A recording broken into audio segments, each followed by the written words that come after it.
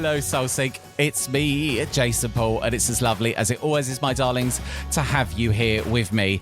Now, our next guest today has a very special place in my heart. Firstly, because both our grandparents were mediums. As you know by now, or if you're new joining us, my granddad was a medium, but I never really asked him too many questions about mediumship when he was alive, because death wasn't really something on my radar. And he was the sort of first bit of grief that I experienced. And our next guest, Kalden Davies, he's been on the podcast before. He's 19 years old, and he's the grandson of superstar medium Eileen Davies, who's an absolutely beautiful human being who's been a massive impact on my life and my mediumship. So in this episode today, Self is the Colour of Creation, Understanding the Canvas of Self with Kalden Davies, we have a fascinating conversation, because what if I tell you the way you see the world isn't actually the way it is? You're thinking, what? What if everything you experience, every moment, every interaction, every feeling is being filtered through something you've never really questioned? And what if that something is you? In this conversation, we explore a powerful idea that the self is the colour of creation. And what that really means is reality isn't neutral. It's not something fixed, objective, or separate from you. It's something that's actually constantly being shaped through our perceptions, through your awareness, through the lens that you're seeing life through, often without ever realising it. And it took me a long time to realise this. It was only until I was absolutely goddamn miserable come the back end of my 20s. I thought there must be more to life than this. Surely this isn't everything. And I started asking a lot of those deeper questions. I would say it was when my awakening started. And Kalden actually was a big part of that. You know, some of the deep conversations I've had with him when I've been on courses of his nans just have blown my mind. It's made me wake up and pay attention, that's for sure. We spend so much of our lives identifying with who we are, our thoughts, our past, our stories, our personalities. But what if that's just the surface? What if the version of you that you've built over time isn't actually the full picture? One of the ideas that really stood out in this conversation to me is the difference between the canvas and the paint. Your thoughts, your emotions, your identity, that's the paint, but the self is the canvas everything appears on. And most people spend their lives trying to change the paint, trying to fix it, control it, improve it, without ever questioning what's actually even underneath it all.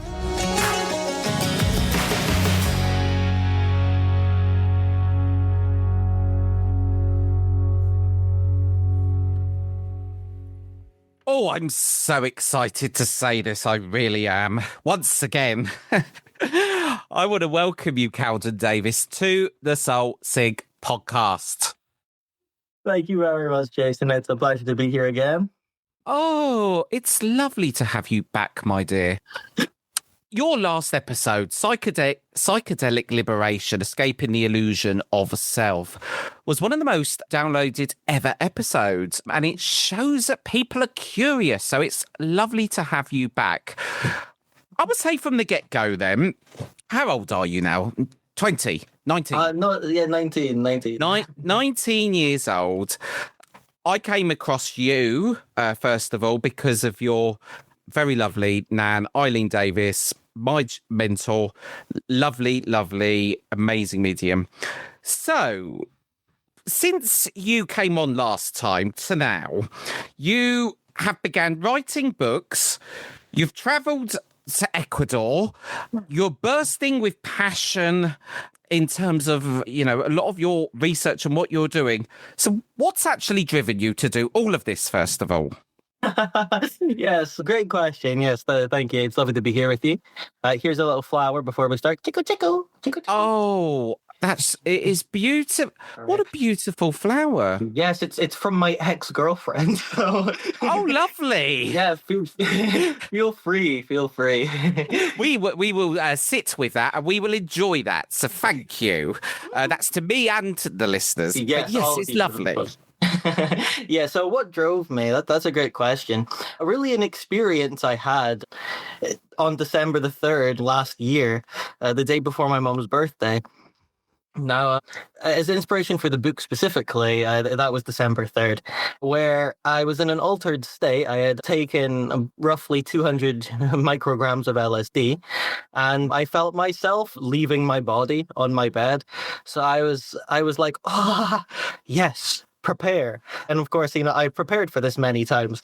I get ready to just disappear on my bed into, out of body experience. What do you do to prepare? Like, is it like a... Oh, I usually mantra and I lie down flat and I check where my water source closest to me is. And if I feel too much pressure in my body, I hum quite loudly and I keep a straight back. But leave room for headspace in case, you just want to fall back. But I went onto my phone to look at a psytrance. Now, I don't know if anyone would have heard of psytrance, but it's psychedelic trance music, and I'm sure we're all familiar with trance music. It has specific layers and it holds a specific beat per minute. Each track has an underlying metronomic pulse, and then there's a lot of different layers which dance around it. Now, this makes your brain interhemispherically connect a lot more intensely when you're on psychedelics, because boundaries dissolve more. So I found one called Revelations, which was roughly 67 minutes long. And I lay there and I had this beautiful experience. My body's moving on the bed without me moving it in metronome with the beats per minute that's occurring. And I find myself in it getting overstimulated, really. But I can't move. And that's the thing. I both notice that I'm overstimulated and can't move.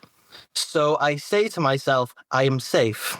I am safe. I am safe. Because, of course, what you tell yourself in a psychedelic experience kind of manifests a lot more directly. It doesn't always just, come right in front of you. But I was deep in this session, and I then said to myself, instead of I am safe, I said, I am always safe.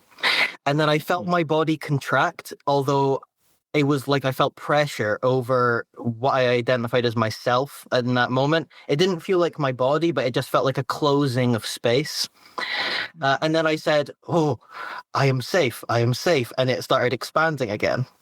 And I realized then that there must be a specific set of vectors of my own experience. There must be specific areas of my own experience which relate to my identity, in which I cannot take specific suggestions that are unsafe to myself. And to tell myself something like I am always safe is too radical to my biology to accept as a coherent assimilation to self. A new version of myself can't believe I'm always safe because it's not true. But I am safe now is a lot more understandable because I'm lying in my bed, I'm in my room, I'm listening to music, I am safe now. So in that moment, I realized there's a difference between what you can accept as self and what you cannot accept as self. Even when something like a psychedelic, or you could say grief, or you could say contemplation, opens you up to where you're so broken down or you're so expanded that you can accept something new as a part of you. And there I saw a line, and from there I drew a model which comes from the vector Pisces, which is, the two overlapping circles, and it devolves into more complex geometry. It's two circles overlapping 50-50 with integrated self and non-integrated self. And the middle is the fluctuation of what can be accepted and what can't. And then, that's the basis of... Well, yeah, it's fascinating because the title of this episode and the very kind of message that you want to get across and what you're explaining is self as the color of creation. What do you mean by that?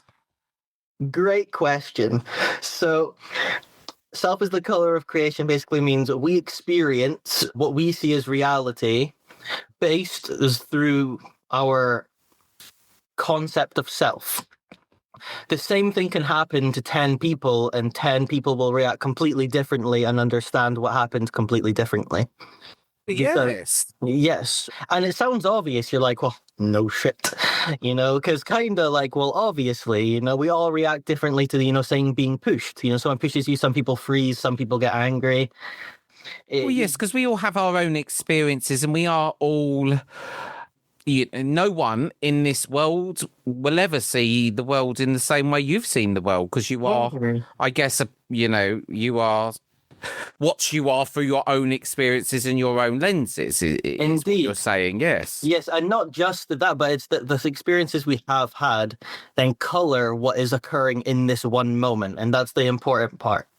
It's that both reality as whatever it is experienced as and the self are constantly ever changing, which is kind of like some of the principles from many Buddhist traditions, is that, there's no self and there's no true reality. There's only impermanence. And that's not exactly what I'm saying. In the books, it talks about how coherence works as an abstract mathematical model. So it shows how strain occurs in a moment. So how the self meets novelty, it meets a new unpredictable experience.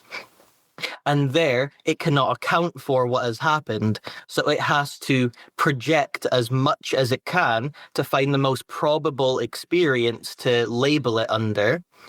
And then it has a reaction to what it thinks is going to occur. And then action ensues from what occurred in the reaction.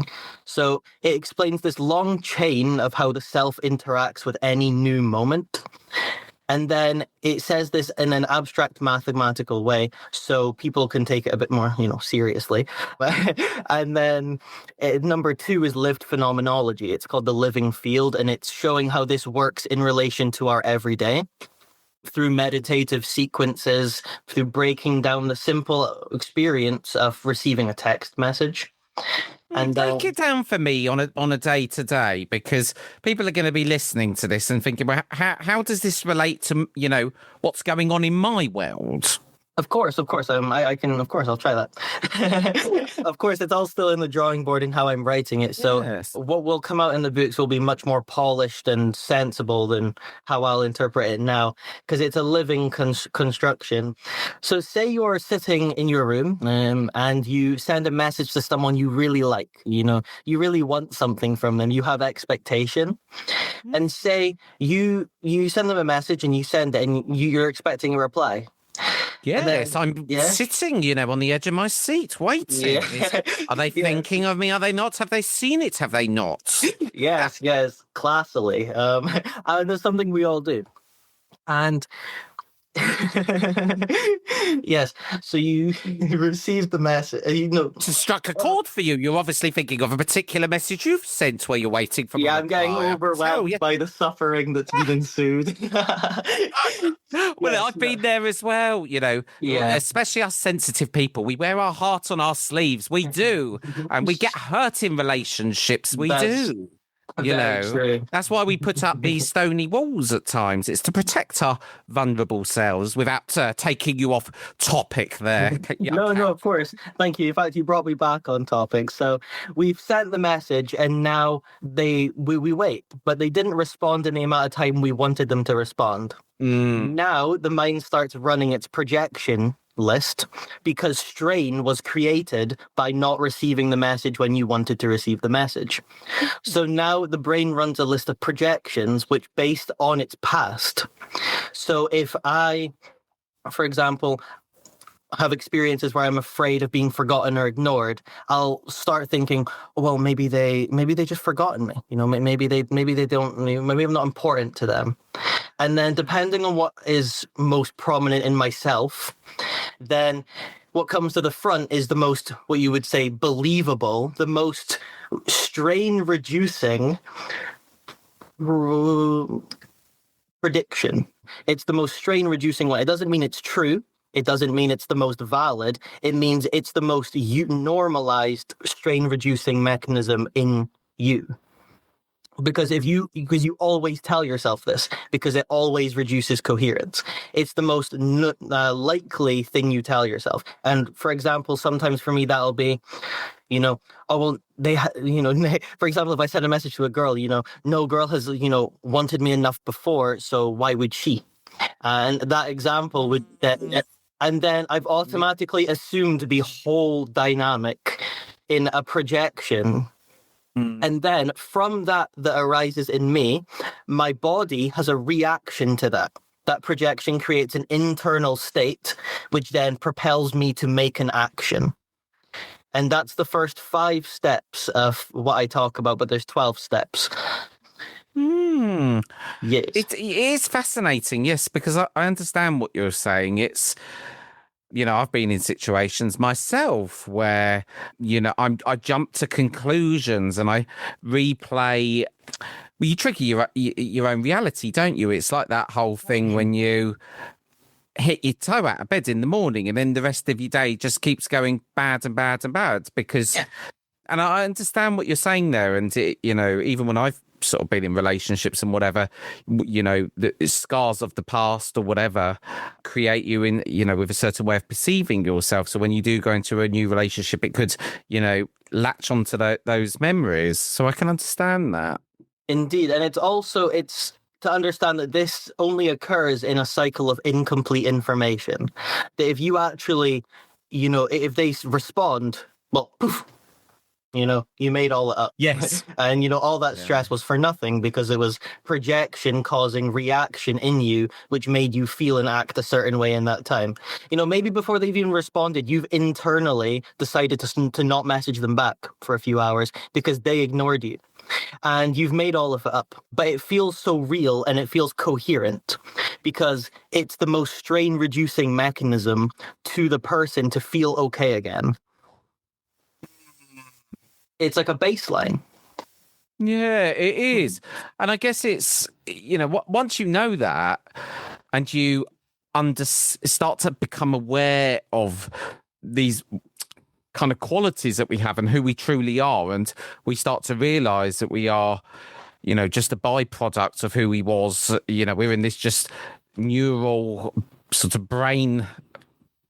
Don't even get me to explain it, but I understand it's like neural pathways. We are just patterns of behavior, aren't we? And unless we bring about change in the way that we think, the way we behave, it's even like if you want to manifest something, I guess, but then you're not changing the systems and, the way you actually run your life if your behaviors don't align. So once you start to understand this and you become aware of this, how can people go about even addressing it to change it? Because it's really hard to change a way of thinking, especially if you're in a certain environment.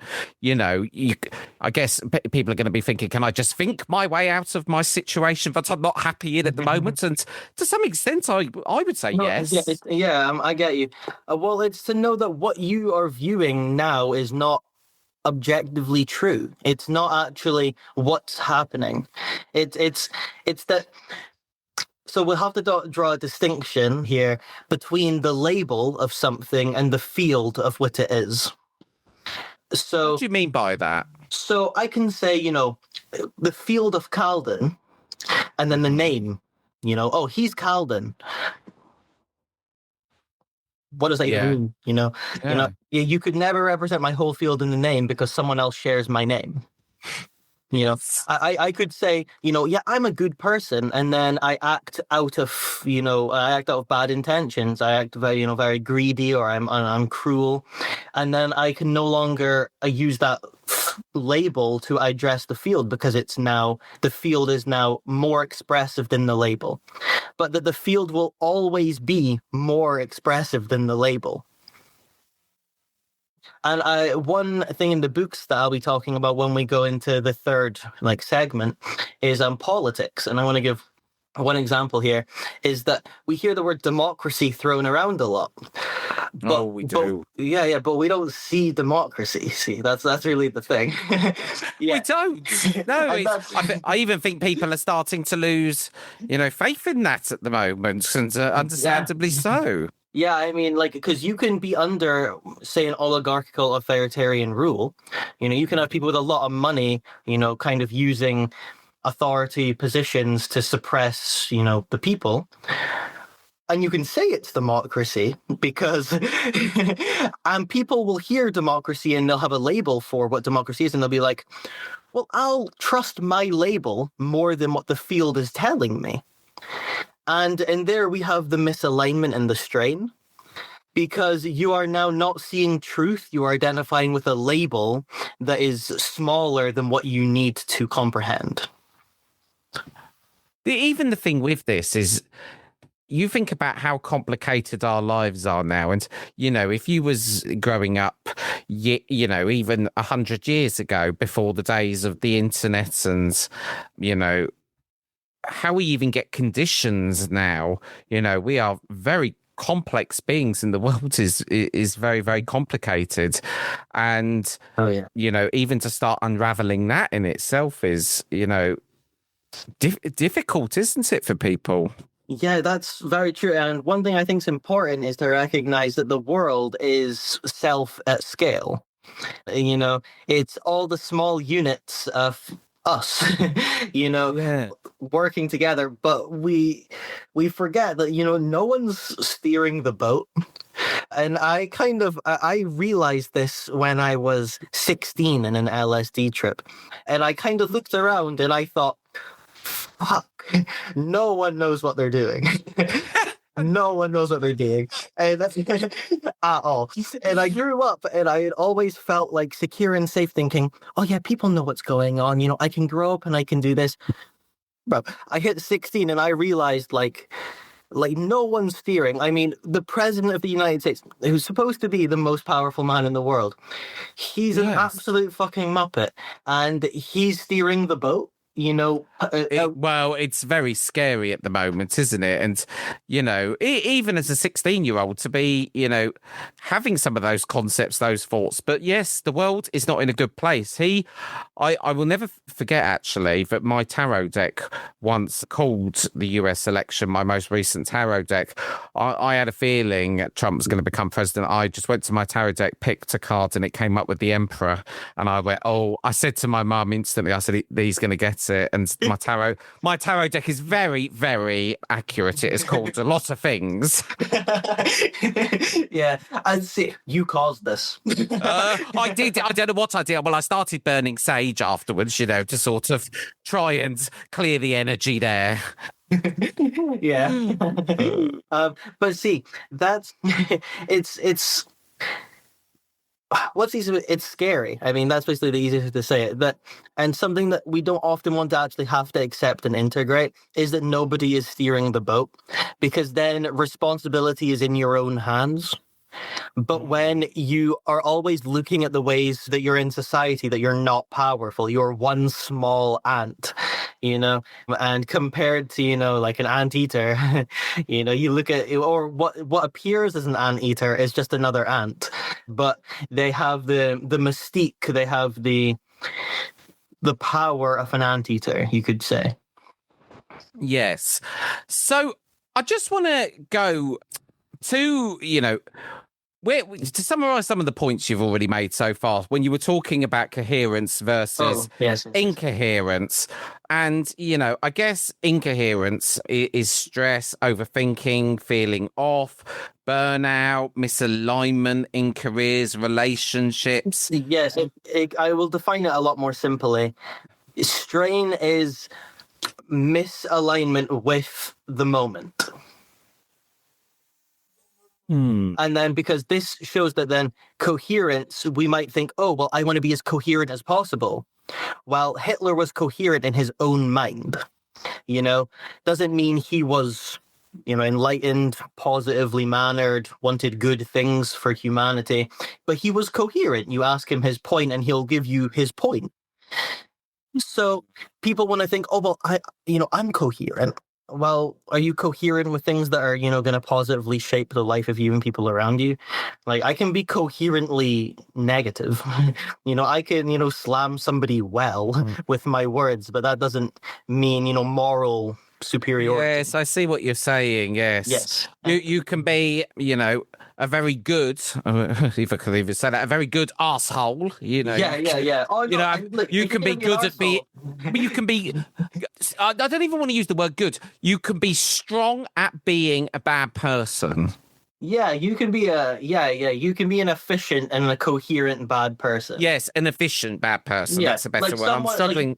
Yeah. Oh, sorry. But if someone's like rude to you, like very rude to you, and you ask them another time, like, why were you rude to you? And they tell you, about like their past and how painful it was. You're like, oh, well, that makes sense. That makes sense. You were a dick to me if, you thought the world looked like that.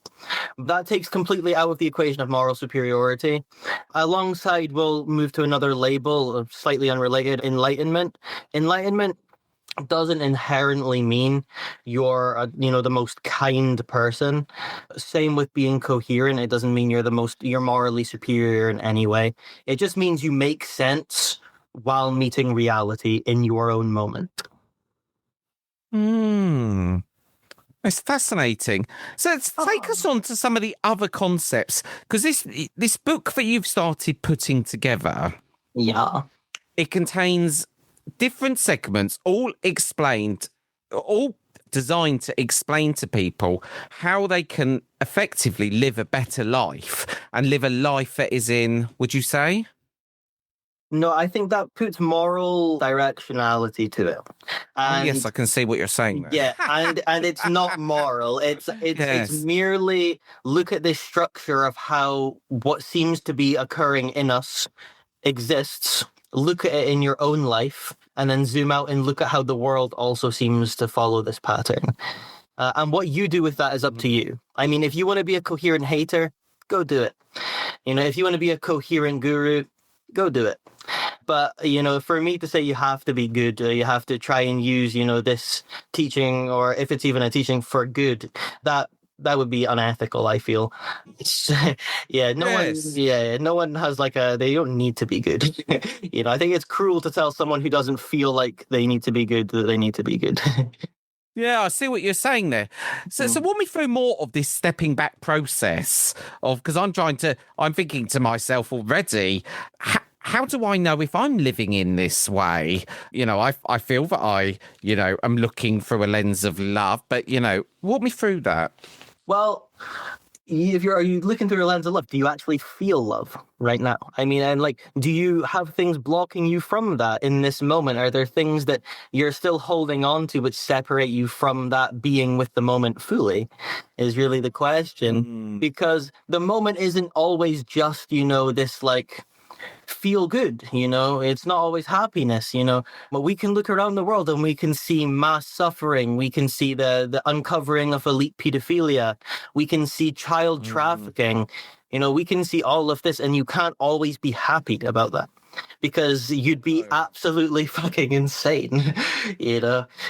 Well, I think this is where people, and especially when I was looking at spirituality, when I was first coming into it, was, it's not all love and light. We come down here and we're here to learn lessons, and we all have struggles in life, and it's not good all the time. It's a bloody challenge. And it's difficult. I just think times in my life where it's felt like there's no God before I even really knew what God was, Yeah. and I still don't feel like I know what God is. I feel like it's so bigger than my brain can even comprehend. Yeah, I've been hearing people a lot around. I don't want to include all of Christianity here, but a lot of performative Christianity saying Jesus is the one true God, the Lord and Savior, but they're not recognizing that the thing containing Jesus is what they would refer to as God.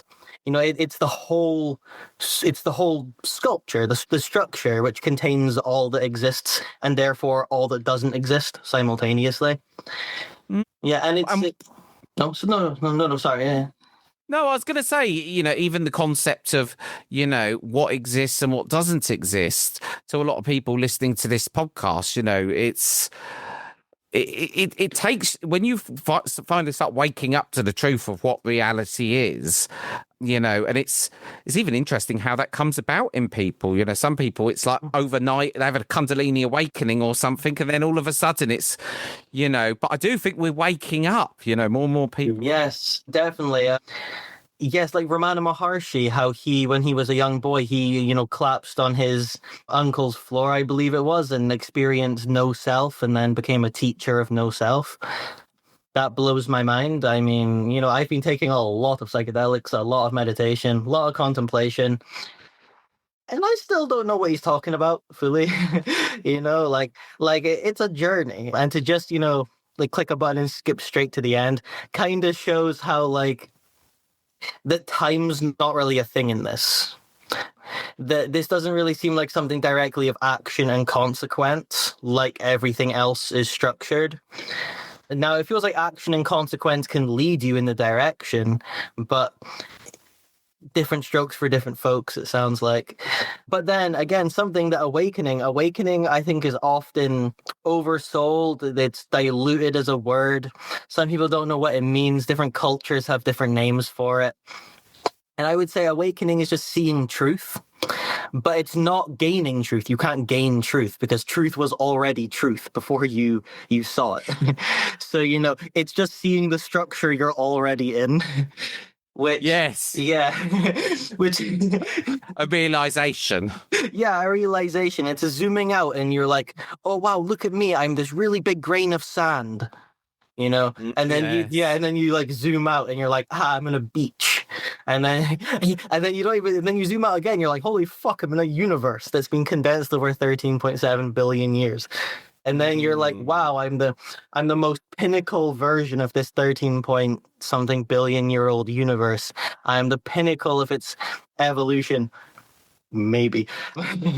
I'm wanting to ever feel more of, this is even, that's a wrong statement in itself. The statement of I want to feel more God, because I am God. So why am I not feeling like God all the time? But it's the illusion, isn't it? It's the illusion of separation, which is the problem, because, I think that we have so much potential, all of us, but, we don't... we have so many limiting beliefs and conditioning factors that it stops us, from ever reaching our potential. And do you know what I mean by that?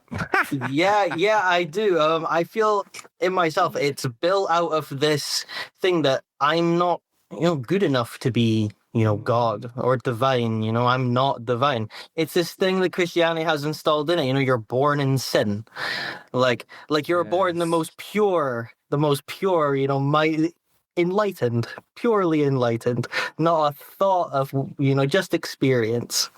And to be told, you're impure and you need cleansed, which is coming from somewhere where that was a background prevalent thing in my psyche. I wasn't indoctrinated into any Christianity or anything, but we had Christian service at school. Well, I must admit, I never was really interested in any sort of church, really. One, because, I was growing up gay. I think I didn't buy into religion. I just thought, I actually used to think, I know this is maybe a somewhat controversial thing to say, but I used to sometimes think that people who were really religious, are they sort of not quite right? How could they believe it? Man created everything. To me, it just didn't add up. So honestly, that makes so much sense as you say that, because that is, not what you now define as God. So that was the incoherent label. But I guess it was the Christian concept. I guess I would have said, I've always aligned with sort of the Buddhist way, even from a young kind of age. But I came into this, like my soul was yearning for, to find out the truth, because I was bloody miserable. I just thought to myself, what is the purpose of it? You live, you die, very morbid, like sort of saying that isn't it. But, that was my kind of mindset. I felt like I'd achieved a lot in my life.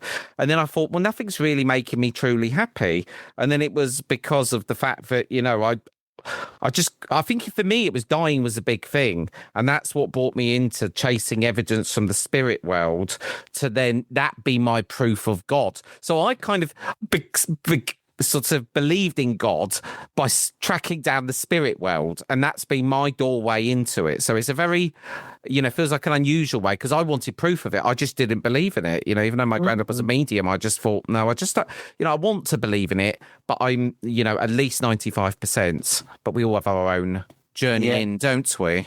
No, I hear you. Naturally skeptic, and I think that's healthy. I think it's healthy to, question things before you accept them. And especially something as, ineffable, you can't really prove it. You can only give good examples. Whether it's down to Gnostic, interpretation and first-person experience. If you don't have first-person experience, you're just passing on limp dick information, like half-thought information. It's never too wise to communicate other non-experienced things as if they're your fact.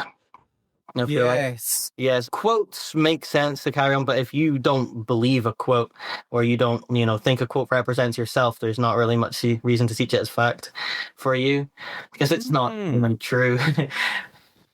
Yeah, it's interesting. Tell me more about the segments of the book that you've drafted as well, because there was some really interesting other concepts that you've come about there, which I found interesting. Shit, okay, yeah. So I'll just start with book 1, 2, and 3 as the split. It was way too expensive for someone like myself to first split it into book 1, 2, and 3 because I'd have to publish all of them and print them, and that's expensive. So I've collapsed them down into the Foundations edition, which has 1, 2, and 3 inherent in it. And if people end up actually liking the structure, I will turn it into a deep dive on 1, 2, and 3. Again, so it's the structure of how I saw in that experience when I took LSD on December 3rd, how there is a breach between what can be updated into who you are and what can't be. And that there's an ever fluctuating strain which is caused by new experience and whether you can integrate that or not. Yeah, and then I show it in the second person, in first person view. We take it into our daily life. The message meditation's an example, but it's broken down and explained through all these ways. And then explains how everyone themselves has different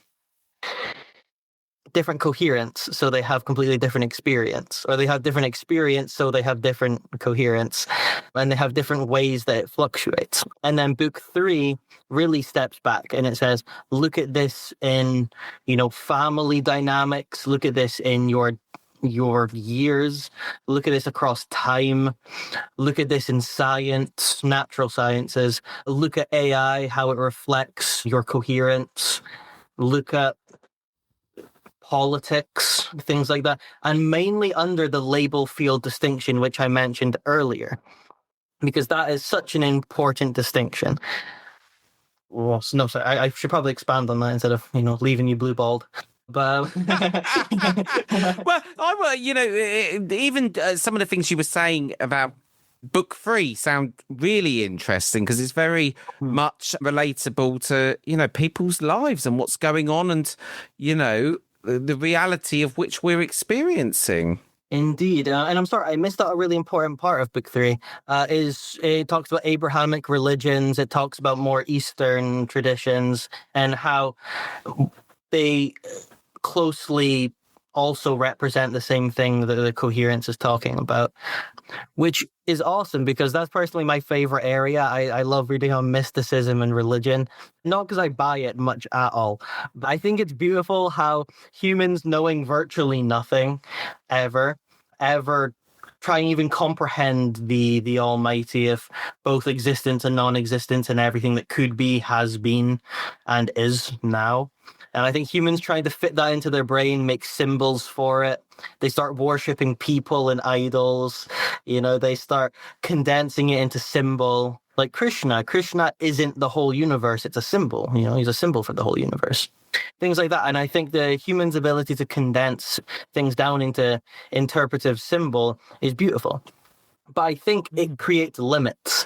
And this is another important point, which is that something I noticed in Ecuador is that everyone was speaking Ecuadorian Spanish. So they were, quite loud, expressive with their hands. And I was told that sometimes words have quite open meaning and that the coherence is kind of pushed forward through how they say it, the smile on their face, or the way they're directing their body, the energy of the conversation. But so they have less words to describe, like English, but they have more understanding per word. You know, Yeah, because it's the tone, isn't it, and the yeah, energy behind it. At the end of the day, everything is energy. Our voice, our bodies. Oh, how much of us is light, water. indeed. It's once you start looking at it like that, you realize, a big thing that I woke up to, I guess, even in my early days of getting into manifesting when I was about 18, 19 years old, is every thought you have has some kind of reaction, doesn't it? It's all energy at the end of the day. And even waking up to the idea of your thoughts, actually are doing something, even the fact that spirit world can read, your thoughts. I find that absolutely fascinating, but it just shows what an illusion the bloody body is. It's fooling us. It is. It is. And one reason that it fools us is because meaning. We work off of meaning because of the meat machinery of our brains. But the thing is, meaning is interpretive. So unlike another language, which it creates meaning through multiple vectors of experience. So, how they move their body, how they say it. A lot of people in the English language, there's so many words and massive differentiation in meaning. And I see this happen a lot. For example, when I was in Ecuador, I was sat, cracking cacao on the roof with the woman I was staying with, and her mum came up, and she must have been, doing something with who someone else who was there, and she came up and she started loudly exclaiming to me about how if I have a baby, I need to care for that baby, even if I feel I need to process things. I still need to be a man and put my things to the side. And I was listening and cracking cacao, and I was thinking, why is she shouting? But I was still listening, and then I was like, and she started getting like, she was like wide-eyeing me, and she was like, but you have to. And at one point I asked, like, am I in trouble? And she looked at me, and she was like, "Oh no, dear, no, dear," with the sweetest smile, like she always does, where her eyes crease. And I was like, "Wow!" So, the coherence of me trying to communicate with someone who's used to the demeanor of being loud by using their hands, but it's not like, because if someone was using that same tone in English, I'd be like, "Well." Yeah, you'd go into the sort of your adrenaline would start running, wouldn't you? Yeah, You'd be yeah. on fight 'Cause or it's flight loud. mode. Yeah, because it's loud and intense. So Yeah. yeah, but then when she broke with a smile, that was real life coherence changing, because the interpretation or the projection I had was, well, I must be in trouble because I'm used to people who speak this loud to me giving me into trouble. So then I asked, and then the misalignment and the strain was reduced by her then bringing me to reality a lot closer.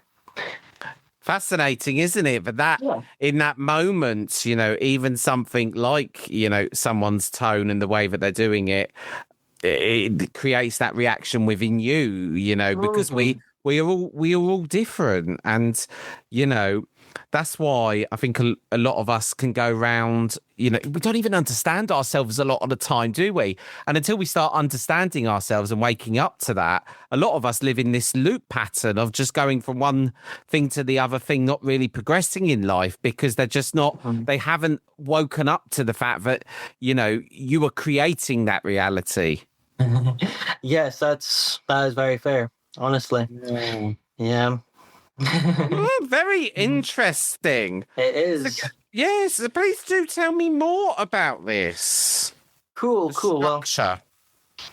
yes, well, I think a better way to move with the amount of time we have would be on practices for influencing coherence. Yes, because it's good knowing this, but It is. how to, apply this to the way that we live our lives. Indeed. So for that, we really just have to reverse engineer the meditation. And we look at the steps of the meditation, and we look, well, where is strain produced mainly and then held? So we see that strain is produced and then projection occurs. So we see that the main focal point is projection crystallizing. Because when projection becomes how things are, strain is then integrated into the sense of self. And then if it's yourself, it's true. It feels true, and you keep repeating it as you. So really anything that can get you between believing projection fully and bringing it into who you are is whatever practice you can find between there. So we could say meditation, seeing that projection of thought is inherent to being human, and then you begin to take them less seriously.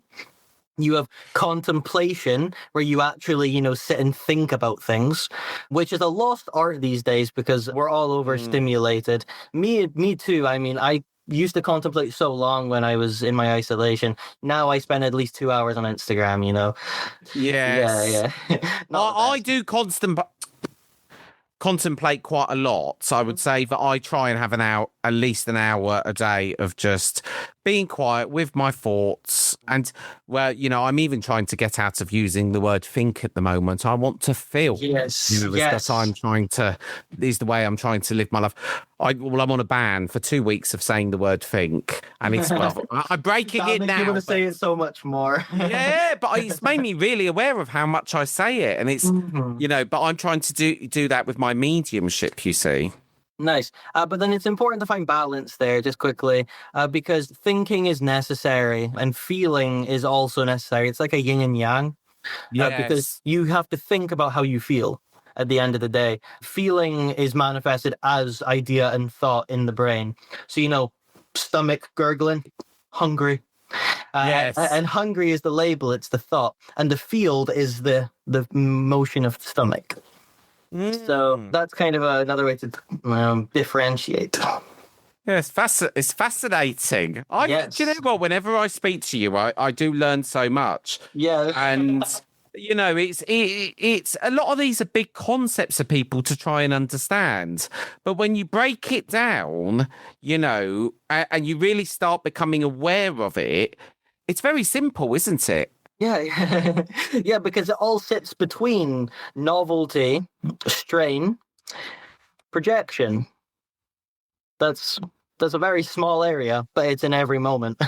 So it is. Yeah, so it's just like the before moment, you could call it. It's when something happens and you're organizing how to say in response to anything, how to be in response to the moment. Yeah. And another thing I have to honor here, psychedelics. Now, of course, meditation is slow restructuring, oh, wow, these thoughts come and go regardless. Well, psychedelics, there's you think there's someone with thoughts. That's usually where you end up. Which, of course, so if you think that meditation slowly reorganizes structure, psychedelics, chuck a C4 into the waters and just fucking boom. But I'm sorry, I don't want to rep too much without obviously the other hand. So if we compare this to yoga, you wouldn't do yoga on the edge of a cliff, or you wouldn't stand on the edge of a building to do your yoga, just as you wouldn't take psychedelics, after you've done loads of cocaine or drank alcohol or with people you're afraid of, or trying something you've never tried before with people you don't trust, things like that. Yeah. You wouldn't put yourself into bad situations with something. Well, you'd like to hope not. If the warning bells are on it and the red lights are flashing, don't push the self-destruct button. Indeed, not a good button to push. Yes, very true, and it links really to the war on drugs as well. There's not enough information around these things. It's something I spoke about a while back when I actually done the talk that you were at. Yes. When I spoke about how the war on drugs has tainted language around this, and it's made people too fearsome to even talk about it fairly. Because let's bring something like cannabis, marijuana, or reefer. Yes. So we've got something like we've got a plant. We've got a plant that we've been using since before we used wheat, something that is so far back, over 10,000 years this has been with humans, hemp, and then marijuana as a more higher THC version of its partner. What we see is a complex living organism that you can ingest because it interacts with our biology so well, because we've spent so long with it in our evolution. But what someone will say is, oh, you're taking drugs. Well, no. What I am taking is a complex living organism, and if I was to, extract its most potent thing, THC, then I would therefore have a drug. But what it is actually is a complex ecosystem of cannabinoids and drugs, which function together and with you to create an experience. Drugs are like on and off switches, and plants are kind of like sunlight. It's kind of like, you can flip a lever. You say you take something like Ritalin, ADHD medication. That is flipping specific, very specific. I take that, yes. Do you actually? Yeah, I do. You told me actually a while back. Yeah, I do. Well, I went on a trial for it, and I ummed and ahed whether I wanted to go on this medication, but then I did, and it was actually quite life-changing, really, because it had the opposite effect for me. For me, it calms me down. That's understandable, honestly. Yeah. Yeah. It sort of calms me down. So, and it's worked a treat. And I was talking to Adam Berry about it a while ago because he's started on a similar medication. Ah, nice. Because that's one thing. It's an on and off switch. It has very specific and few neurochemical changes that occur, but they're important. And that's why you see this complete change of how you're functioning.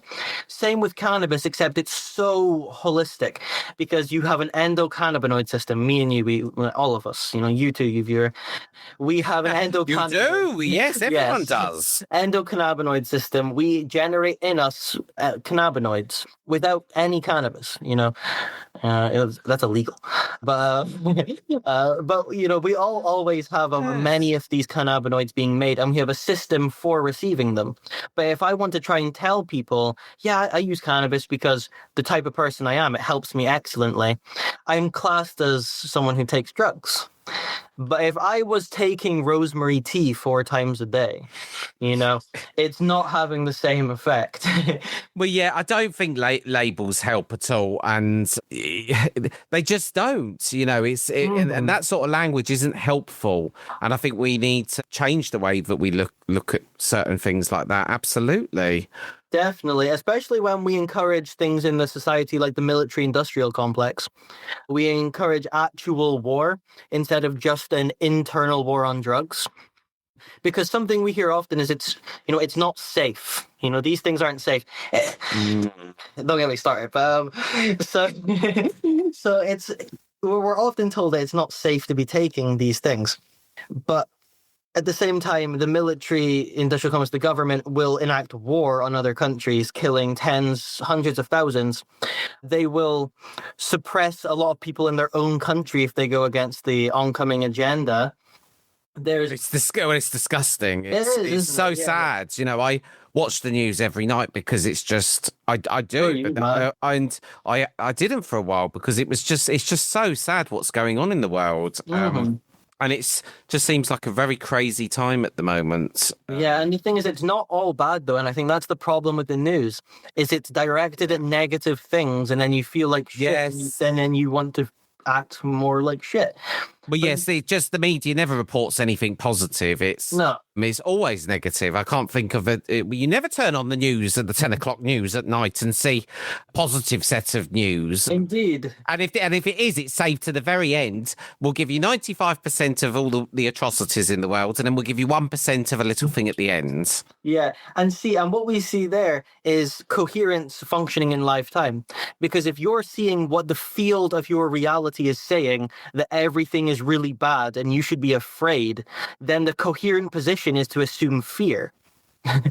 which is coherent. Yeah, you're hearing of all this shit going on. You want to stay alive. You're like, I should be afraid of how everything's going. Well, I think a lot of us are living in just a perpetual state of fear. And, I think sometimes we don't even realise how much of our nervous system is heightened. We don't realise how much of our thoughts are fear-based. And I'll never forget the experiment that I've passed on so many times from your wonderful Nan, where she gives out her love bands. And it's all about, are your thoughts love or fear-based? If you catch yourself having a fear-based thought, change the band to the other wrist. Within 21 days, time it takes to rewire the brain, you have rewired it. Great, because you don't even realise sometimes. I was in a state of fear, at points in my life, and I didn't even realise I was necessarily in it because I've become so accustomed to living in that state of bloody stress. Yeah, completely. Yeah, it's so true, so true. And the base operating level now is fear, which is a partially born of overstimulation and anxiety that comes from that. Because if you're not able to be here fully, you can't resolve all this open-ended information. And anything that is open-ended information still is within projection in our scheme, which then any projection creates a reaction. And then any of this reaction births reaction again. So we're constantly projecting information into loops we can't close. We're opening up the news to information we can't close. We can just be told this bar of information. We can be left to feel however it made us feel. And then we have to go on with our day without that information closing. Yeah. You make so many pearls, I want to say pearls of gold, nuggets of gold of what you've talked about today. And, I think I can't even get my head around the fact you're 19 years old. Some of these concepts, it's taken me, until my 30s to even get my head around some of these concepts. But the book sounds fascinating, and I think you've explained it really well. And I think that I just can't believe your age. I think, where will he be when he gets to my age? That's the last thing you want to hear when you're 19, is it? But do you know what? It's been lovely to have you on. Do us the very honour of leaving us then with a final thought for this conversation today. Damn, yeah, okay. Cool, well. Just give me 1 second, man. That's pressureful. Well, it is, but I always think it's such a beautiful thing to draw us to a close with your own thought. What do you want to leave us with today? Great question. It's something that I kind of learned in Ecuador when I had possibly my most intense double-backed heartbreak in my life. Oh. And I realized that it sounds so simple, and it's probably said so many times, but compassion starts with self-compassion. I always look out and I think I have compassion for that, but I'm again giving a label to a field much wider. And I'm trying to collapse what I think I'm doing now into something like compassion. And compassion is an oscillating field. There's no way to do it properly, because again, we're all differently in our coherence. So well, you make a great point. It starts with self-love, the way we treat ourselves at times in this life. And lots of times in our life, we beat ourselves up, we're hard on ourselves, we hold ourselves to, standards that are just not achievable. And it starts with compassion. It really does. It does. And I feel still in myself, I feel very unworthy, just honestly, when I look out and I'm trying to validate using my awareness of how I'm worthy, which is a trap because I could look all day long to try and reinforce an idea, an expectation I have. But the truth is, if we're all here, we're all worthy, we're all a slice of the universal pie. We are all worthy, but, even myself, I have areas of my life where I don't feel worthy. I think that I probably have a, relationship blocker, about worthiness. It's just silly. You have these things that come up, and we all do. And we need to look at that because, self-limiting beliefs, we need to really examine and look at the beliefs that we have about ourselves and challenge them, because that's what allows us to grow, allows us to move forward, allows us to have the life that we truly want. But if we don't even feel that we're good enough, in the first place, then you're not going to get it. So be your own biggest cheerleader. Very true. And just know that yourself is always changing, reality is always changing, and whatever the color of yourself is the color of creation. Is the colour of creation. Indeed. That was so beautiful. Thank you for coming on to the Soul Sync, Kalden Davies. Thank you very much, man. It's an honor again. I've missed seeing your face, and I hope everyone's doing excellently. Well, there we go. That was the lovely Kalden Davies. I absolutely love the time we spend together, and he always makes me laugh and smile so much. You can never spend time with Kalden and be in nothing but a better mood and vibration when you finish with him. So he covered a lot of really interesting topics there, and having had a sneak preview of his first book, it was really fascinating stuff. So I hope you enjoyed that as much as I did. It's always a pleasure when two ADHD people come together. I love it. But until next time, goodbye.